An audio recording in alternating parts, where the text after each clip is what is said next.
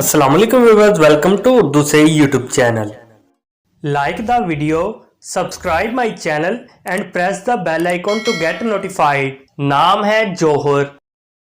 जौहर नाम के इंग्लिश में स्पेलिंग बनते हैं JOHAR।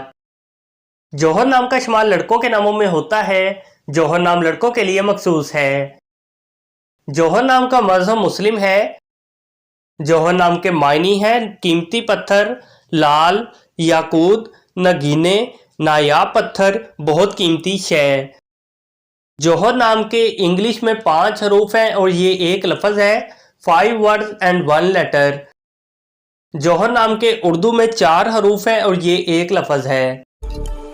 अपने नाम का मीनिंग जानने के लिए कमेंट बॉक्स में लिखिए। चैनल को सब्सक्राइब कीजिए, वीडियो को लाइक और शेयर कीजिए। Thanks for watching.